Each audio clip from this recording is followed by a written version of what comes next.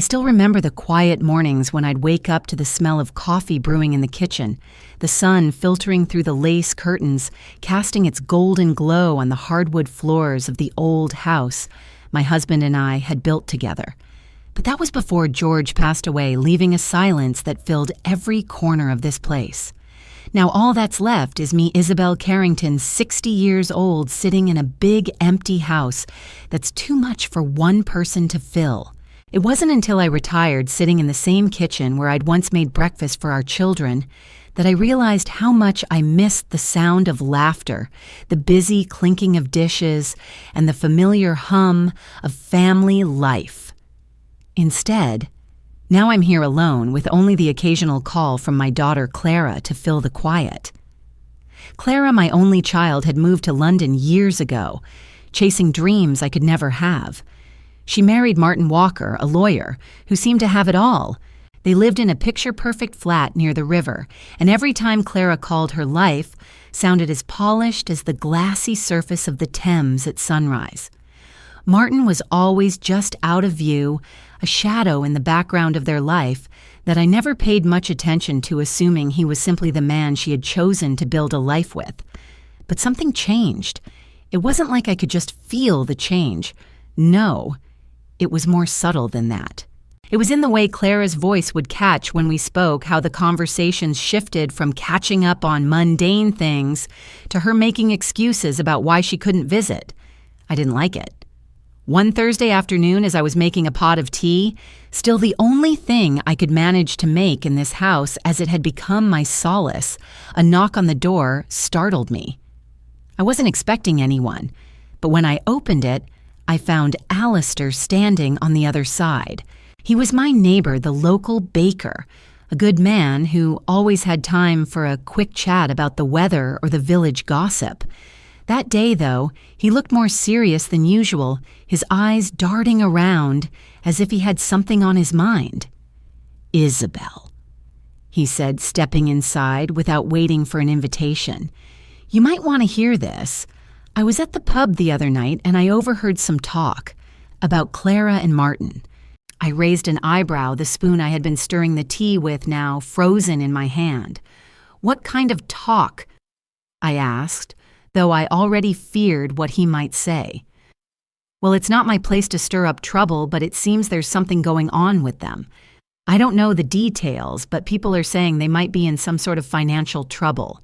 You know, Clara's been asking about how things are going with you, but she hasn't been quite herself lately, like she's hiding something. I thought you should know." The words hit me harder than I expected. My breath caught in my chest.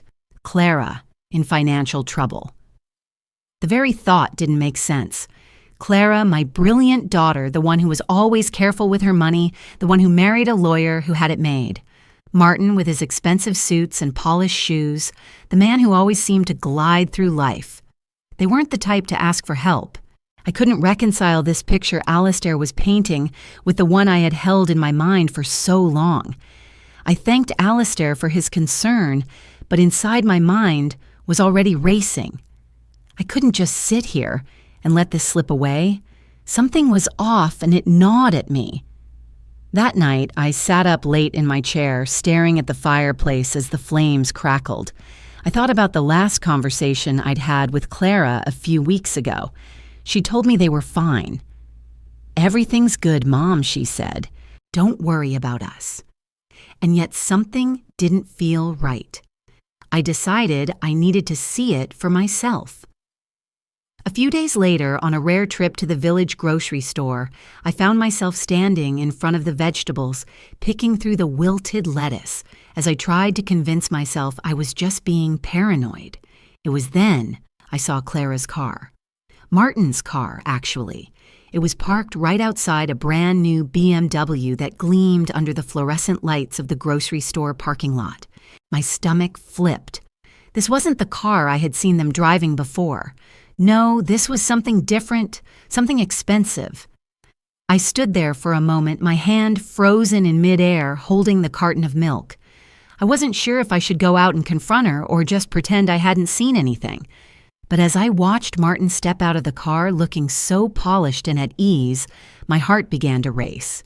They weren't struggling, they were flaunting their wealth, and I wasn't sure if they even knew I could see it. That night, I called Clara. I kept the tone light, asking about her day, her work, but she wasn't her usual self. There was a hesitation in her voice, a softness that didn't quite fit. I didn't press her, at least not then, but the seed of doubt was planted deep inside me. And so I began to watch. Every time they visited, every phone call we had, I listened carefully, watching their movements like a hawk, searching for something that would explain the discrepancy, something that would justify the feeling growing inside me that I was being lied to. I noticed Clara's hesitations, her carefully crafted stories about why they couldn't come for a visit or why they had to cancel at the last minute. She was playing the role of the dutiful daughter, but there was something off about it. The walls, once so solid between us, had begun to crack. I could see the truth just beneath the surface, but it wasn't until Alistair's words began to echo in my head that I realized my daughter and her husband had been hiding something for far too long. That evening, as I stood at the window watching the last rays of sunlight fade into the night, I knew this would be a turning point. I didn't know where this path would lead, but I couldn't ignore the truth any longer. Clara and Martin were hiding something, and no matter how painful it was, I was going to find out what it was. I couldn't stop thinking about what I had seen. Every time I closed my eyes, I saw the shiny new BMW parked outside the grocery store, its glossy exterior mocking me. How could I have missed it? I thought back to all the years I had spent raising Clara, the quiet dinners, the birthday parties, the days spent at the beach. Those moments seemed so far away now. The truth was slipping between my fingers, and the more I thought about it, the less I recognized my daughter and her life. The days after that visit to the grocery store felt like they stretched into eternity. I couldn't shake the feeling that Clara and Martin had been keeping something from me, something big. For the first time, I questioned everything they had ever told me. The excuses about tight budgets and unexpected expenses suddenly felt like hollow words thrown at me to mask something deeper, darker. Clara had always been independent, smart, with money, always planning ahead. The thought of her in financial trouble felt like a betrayal. But there was more at play here. This wasn't just about money. No, it was about manipulation. The idea had been circling in my head for days. Was I enabling them? Had I, in my desire to be a good mother, inadvertently given them the means to carry on a charade? I wanted to believe that my daughter wasn't capable of deceiving me, her own mother. But there was something in the way she dodged my questions lately, something in the way she had started to look at me with that forced smile. It was as if she had learned the art of deception from someone who had mastered it. Martin, I thought bitterly. I had to find out the truth. It was the only way to stop the gnawing ache in my stomach, the way the air felt thick around me every time I thought of Clara's lies. So I did what any mother would do in my situation. I started paying closer attention. For the next few weeks, I watched them. At first, it was just the occasional trip to the store. I'd be out walking, and I'd spot Martin pulling into the driveway of their expensive apartment building in that gleaming car. Sometimes I'd linger a bit longer, pretending to be busy with something else. I didn't want to seem like I was spying, but how else could I make sense of what was going on? Every time I saw Martin in that car, the picture of financial ruin they'd painted for me seemed more and more like a carefully constructed lie. But it wasn't just the car. One afternoon, while I was walking past the community park, I saw Clara. She was walking with a friend, and they were laughing their bags, stuffed with what looked like shopping bags. I slowed my pace, trying to stay hidden behind a tree, but I couldn't help overhearing their conversation. Clara mentioned something about an amazing sale they had found in the city, a designer handbag marked down by half. The conversation continued with talk of upcoming dinners at expensive restaurants and an upcoming weekend getaway to a vineyard upstate. I stood frozen, the realization hitting me hard. They weren't struggling. They were living beyond their means, and they had been for a long time. But still, part of me wanted to dismiss it. Maybe it wasn't as bad as it seemed. Maybe they had just caught a few lucky breaks, found some sales. But no, the evidence was piling up too much to ignore now. I knew I had to confront Clara soon. I couldn't go on letting her deceive me, even if it meant damaging our relationship. The truth was more important than the comfort of pretending everything was okay. A week later, I decided to visit them. Clara had invited me over for dinner, and as much as I hated the idea of sitting through another of their perfect family charades, I knew it was time. I needed answers. I arrived early hoping to catch Clara alone, and when she opened the door, she was dressed in a sleek black dress, too glamorous for an ordinary evening at home. I noticed the gleam of a new pair of earrings she was wearing, ones I had never seen before.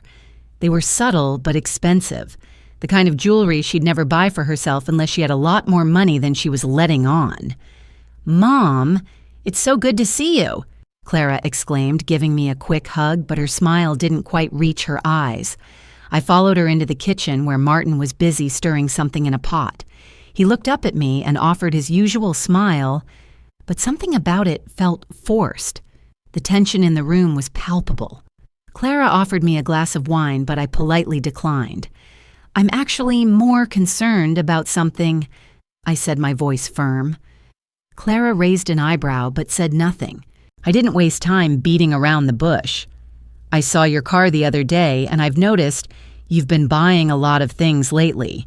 Designer handbags, jewelry, things you've never mentioned before.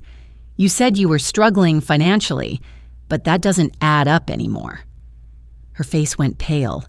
I could see the panic in her eyes, the way she shifted uncomfortably. Martin glanced at her, then back at me, but he didn't speak. The silence hung between us like a thick fog. Clara opened her mouth, but no words came out at first. Finally, she closed her eyes and let out a long sigh. "Mom, She began, her voice wavering. "I didn't want you to worry. We've been fine. Martin's job is doing well. We've had some unexpected expenses lately, and we're managing." Managing? I repeated, my voice rising slightly. Managing by buying all these luxury items. Managing by driving around in that new car. "You can't expect me to believe that." Clara bit her lip, looking down at the floor, unable to meet my gaze. And in that moment, I knew I had her. "Clara," I said softer now, trying to keep my voice steady. "You don't have to lie to me. I've known you your whole life. You know you can tell me the truth. This isn't about judging you, it's about trust." She took a deep breath, her shoulders slumping. Finally, she looked up at me, her eyes filled with tears. "Okay, fine. You're right. We've been lying to you. Martin and we've been living beyond our means for years now. The truth is, we've been using the money you've sent us to maintain this image to keep up appearances. Martin started investing in some properties, thinking they'd bring in more income, but we're not making the money we thought we would. I don't know what to do anymore." I felt my heart break as I listened to her confession. It wasn't just the money that hurt, it was the fact that my daughter had been so desperate to live a lie to impress everyone, including me. She had manipulated me just as much as she had been manipulated by Martin. It felt like my whole world had shattered in that moment. "I just wanted everything to be perfect," Clara whispered, her voice breaking. "I didn't want you to think we were failing. I didn't want to disappoint you, Mom." And in that moment, I understood. This wasn't just about money. It was about fear. Fear of not measuring up, of not being enough. Clara had been afraid that if I knew the truth, I would judge her. But instead, all I felt was sorrow and a deep sense of betrayal. The conversation didn't last much longer. Martin, who had remained silent throughout the exchange, finally spoke up, defending their actions. But I wasn't listening anymore. The truth was out. My daughter and her husband had lied to me, and the betrayal cut deeper than I ever could have imagined. I left their apartment that night, my mind reeling with the revelations. I didn't know what to feel. Anger, sadness, confusion, each one clashed inside me, making it hard to catch my breath. but I knew one thing for certain: I would never look at them the same way again. The bond between us had been broken, and nothing would ever be the same. As I sat in my car, the cool night air biting through the window, I realized that I had to make a decision. I couldn't let them keep manipulating me, keep using me for their lies. It was time to set boundaries to protect myself from the people I had spent my life trying to protect. The truth had been painful, but it was also liberating. I was no longer going to be part of their twisted game. And if that meant cutting ties, so be it. I started the engine and drove home, the headlights illuminating the empty road ahead. It was a long, lonely drive, but for the first time in weeks, I felt like I was headed in the right direction. The weeks that followed the confrontation with Clara and Martin were the hardest I'd ever endured. I spent my days in the house walking through the same rooms that had once echoed with laughter, but now they were silent, filled with memories I wasn't sure I could trust anymore. The walls felt like they were closing in on me, as though the very air I breathed had thickened with the weight of betrayal. I'd always prided myself on being a good mother, a mother who had always done everything in her power to protect her daughter. But now I felt foolish, deceived by the very person I had given everything for. In the days after Clara's confession, I found myself pacing the house, replaying every moment I had spent with her and Martin. The dinner parties, the conversations about their financial struggles, the endless justifications about why they couldn't come for a visit. It all started to feel like a carefully crafted lie designed to manipulate me, to keep me feeding into their web. It made me sick to my stomach just thinking about how long they had been playing this game, how many times I had sent them money, bought them gifts, offered my help, only to be used as a pawn in their charade. At night, I sat in the dark, staring at the flickering flames in the fireplace, the crackling sound doing nothing to ease the churning thoughts in my head. How had I allowed this to go on for so long? I thought back to the years when Clara was younger, how she had always been so independent, so determined to make her own way in the world. She had always been the one to take charge, to make sure everything was in order. How had she become someone who would willingly deceive me, her own mother, to live a lie? I knew that the truth was out now, but what I wasn't sure of was what to do next. The betrayal felt too fresh, too raw. I couldn't just forgive them, not after what they had done. But I also couldn't live the rest of my life with this weight on my shoulders. I had spent years being a mother, but now I was faced with the reality that I had to learn how to be something else, someone who could protect herself, someone who could stand up for herself without feeling guilty for doing so. It wasn't just the financial deception that hurt, it was the emotional manipulation.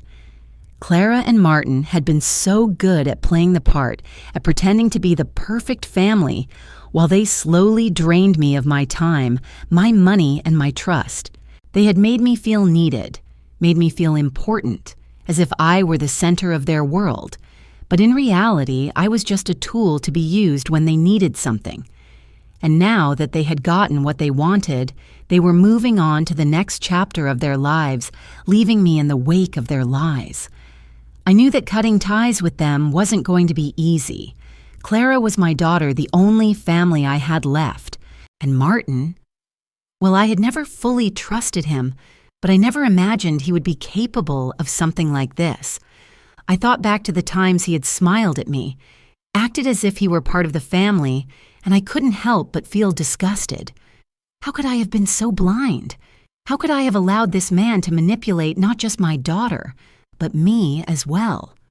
But the truth was undeniable. Clara had lied to me. She had let Martin lie to me. And now I had to make a choice. I couldn't keep enabling them, couldn't keep pretending that everything was fine when it wasn't. I had spent so many years living in their shadow, trying to make them happy, trying to fix their problems. But now I had to focus on myself. I had to put my own needs first, something I had never done before.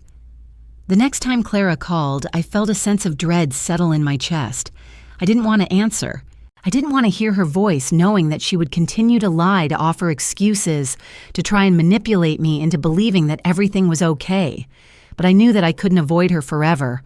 I had to face this, had to confront the reality of the situation. When I finally picked up the phone, her voice was tentative, unsure. "Mom?" she asked, as though she were testing the waters, unsure of what kind of reception she would get. "How are you?" I took a deep breath, my fingers gripping the phone so tightly I thought I might break it.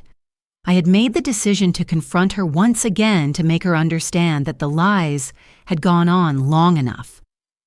"Clara," I said, my voice steady but firm. "We need to talk." There was a pause on the other end of the line. I could hear her breathing, the tension thick between us. "About what?" she asked, though I could hear the hesitation in her voice. She knew. She knew this wasn't going to be another one of those polite conversations about trivial matters. "I know everything," I said simply, "about the money, about the lies, about how you've been using me. I know you've been lying to me for years. Clara and I can't do this anymore." For a moment there was silence, and then I heard it, her breath catching in her throat as though she had been holding back tears. "Mom, please," she begged. "I didn't want to hurt you. I didn't know how to tell you the truth. I thought you'd be disappointed in me." I could feel my heart breaking for her, but I didn't let it show. "You have hurt me, Clara," I said, my voice cracking despite my best efforts. "You've hurt me more than you'll ever know, and I can't keep pretending that everything is okay when it's not. I trusted you, and you've taken advantage of that trust." Clara was crying now, her voice barely audible. "I'm sorry, Mom. I didn't mean for things to get this bad. I was just trying to keep up, to make everything seem perfect. But it wasn't. It wasn't perfect, and now I see how much I've hurt you." Her words stung, but I couldn't let myself get swept up in the flood of emotions. Not anymore. "I know you're sorry, Clara, but that doesn't change the fact that you've lied to me for years. And it doesn't change the fact that you've used me to feed your own insecurities. You have to take responsibility for your actions. I can't do it for you." She fell silent, and I could hear her sobbing quietly. The sound pierced me to the core, but I remained resolute. This wasn't about me. This was about her facing the consequences of her choices. "I need some time, Clara," I said, my voice softening just a little. "I need time to process everything. You've hurt me, and I need space to heal. I can't just move past this right away." "I understand," she whispered. "I'll give you time, Mom. I just want you to know that I love you, and I'm so sorry." The call ended shortly after that, leaving me feeling numb. I had done what I needed to do, but it didn't feel like a victory. It felt like the end of something, a chapter in my life that I could never go back to. I had confronted the truth, and though I knew it was the right thing, it didn't make the pain go away. In the days that followed, I found myself sinking into a quiet depression. It wasn't just the betrayal that weighed on me, but the realization that my daughter was no longer the person I thought she was. The woman I had raised, the woman I had trusted, had changed. And that change had cost me more than I could have ever imagined. But as the weeks went by, I slowly began to pick up the pieces. I spent more time with my friends, reconnected with people I had let slip away in my desire to keep Clara happy. I started focusing on my own needs for the first time in years. I realized that I had spent so long living for others, trying to make sure they were okay, that I had forgotten about myself. And now it was time to remember who I was before Clara, before Martin, before the lies. I didn't know what the future held. I didn't know if Clara and I would ever repair the damage that had been done. But I knew one thing for sure: I was going to be okay. I had faced the truth, and that had set me free. And for the first time in a long time, I was starting to believe that I deserved happiness too. The days that followed my confrontation with Clara felt like a blur, each one slipping into the next with a numbing sense of inevitability. I spent much of my time in the quiet solace of my home trying to process everything that had been said, everything that had been broken. The silence in the house was both a comfort and a curse. It gave me the space I needed to think, to reflect, but it also forced me to confront a truth I wasn't ready to face. My daughter had lied to me for years, manipulated me into believing things that weren't true. She had taken advantage of my love, my generosity, and the worst part was I had let her. How could I have been so blind? How could I not have seen what was happening right under my nose? I found myself replaying the conversations we'd had over the years, the dinners we shared, the phone calls, the visits. All those moments once filled with warmth and love now seemed tainted as if they were part of some grand performance.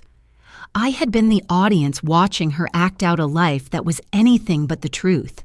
And yet when I'd seen Clara the woman she had become, I had seen everything I wanted to see, the perfect daughter, the woman I was proud of. How could I have been so easily deceived? The worst part was how I felt about Martin.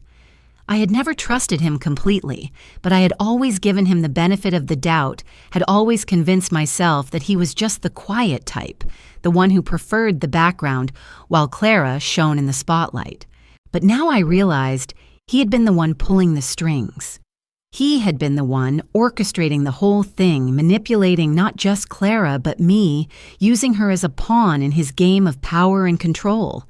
And I had let him. I had let him charm me with his polite smile, his smooth words, while all the while he had been lying, scheming, and taking advantage of my love for Clara. I remember the nights I spent awake staring at the ceiling, my mind racing. I thought about the money I had sent them, the sacrifices I had made. I thought about all the times Clara had asked for help, the times I had opened my wallet and given without question. The times Martin had acted so graciously, so thankful for my support, as if he were truly grateful for everything I had done. It all felt like a lie now, a carefully constructed performance, to make me feel needed, to make me feel like I was doing the right thing. But I wasn't. I had been feeding into their lies, enabling their deceit, and in doing so, I had allowed them to take advantage of my generosity. The hardest part was knowing that Clara, my own daughter, had been complicit in all of it. She had known exactly what she was doing, had played the part of the loving daughter, the one who needed help, the one who depended on me for support. She had allowed me to believe she was struggling, that she was doing everything she could to make ends meet. But the truth was that she had been living a double life, and she had dragged me into it. The first few weeks after the confrontation were a blur. I barely left the house, barely spoke to anyone. I couldn't bring myself to see Clara, couldn't bring myself to hear her excuses, her apologies. It hurt too much.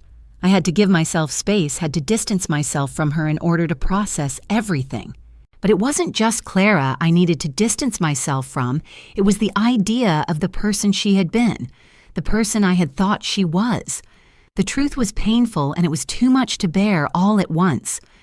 During this time, I found myself reaching out to old friends, people I hadn't spoken to in years.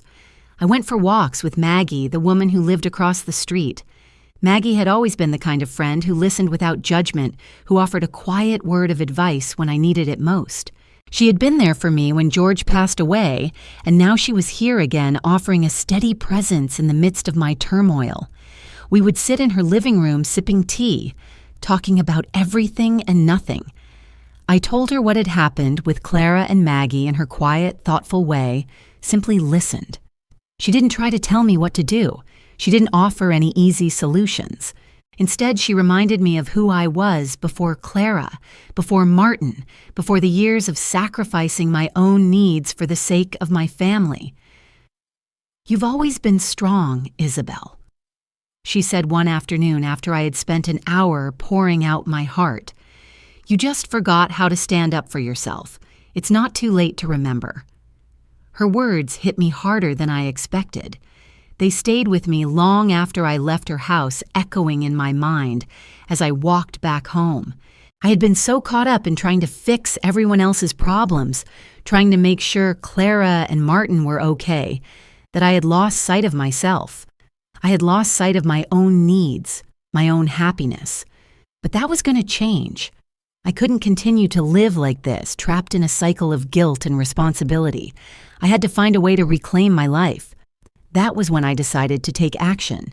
I didn't know what the future held for Clara and me, but I knew I couldn't keep enabling her behavior. I couldn't keep pretending that everything was fine when it wasn't. It was time to set boundaries, real boundaries.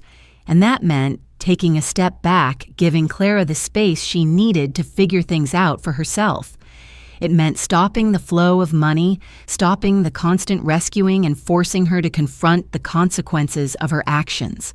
It wasn't an easy decision, and it wasn't one I made lightly, but I knew it was the right one. I had spent too many years allowing Clara and Martin to use me as a safety net, too many years pretending that everything was okay. Now it was time to face the truth, and the truth was that I had to let go. The next time Clara called, I answered, but this time I was different. My voice was steady, firm, and I could feel the weight of the decision in every word I spoke. Clara. I said, my heart heavy but resolute. I think it's time for us to take a break. I need space to heal, and you need to take responsibility for your actions. I love you, but I can't continue to enable this behavior. You've hurt me, and it's time for you to face the consequences of what you've done. There was silence on the other end of the line. I could hear her breathing, could feel the weight of her disappointment, but I didn't waver. I knew I was doing the right thing. I understand, she said quietly, her voice thick with emotion. I'm sorry, Mom. I know I've hurt you. I don't know what to say. You don't have to say anything, I replied. I need time, Clara. Time to think. Time to heal. You need to take this time to reflect too. The call ended shortly after that, and I was left with the quiet hum of the phone in my hand. I felt a strange sense of peace, a calm that I hadn't felt in weeks. For the first time in a long time, I was putting myself first. I wasn't going to let their lies define me anymore. In the days that followed, I took small steps toward rebuilding my life. I enrolled in a painting class at the local community center, something I had always wanted to do but never had the time for. I started volunteering at the local library, reconnecting with the things that had once brought me joy. I went on long walks, feeling the cool breeze against my skin, reminding myself that life wasn't just about taking care of others, it was about taking care of myself, too. Clara reached out a few more times, but I didn't pick up. I needed the distance. I needed to let her figure out her own path without my interference. It wasn't easy, but with each day I grew stronger. The healing process was slow, but it was real. And through it all, I learned something valuable. I didn't have to carry the weight of their mistakes. I didn't have to keep rescuing them. My life, my happiness mattered just as much as theirs. And in the end, that was the most important lesson of all. The days that followed my decision to step back from Clara and Martin were filled with a strange mix of relief and uncertainty. I didn't know exactly what the future held for my relationship with my daughter, and that thought weighed heavily on my heart. But I also knew something had shifted in me. I had spent too long putting everyone else's needs before my own, trying to fix problems that weren't mine to solve. Now, for the first time in years, I was learning how to prioritize myself. It wasn't easy, and it didn't feel natural at first. The guilt was suffocating, but I had made a choice, and that choice meant letting go. I spent the next few weeks immersing myself in the things I had long neglected. Painting had always been something I loved, but I hadn't picked up a brush in years. It used to be my escape, my way of expressing feelings I couldn't put into words. Now, with the house quiet, I decided to start again. I signed up for an evening painting class at the local community center, a class I had seen on the bulletin board months ago, but never had the time to consider. I walked into the classroom on the first day with a mixture of nerves and excitement, unsure of what to expect. The room was filled with a diverse group of people, each of them with their own reasons for being there. Some were seasoned artists, while others were beginners just like me. The instructor, a woman named Martha, was warm and welcoming. She didn't judge anyone's skills or lack thereof. Instead, she encouraged each of us to find our own creative voice. As the days passed, I found myself slowly sinking into the rhythm of the class. Each brushstroke felt like a release, a way to express the emotions I hadn't been able to articulate before.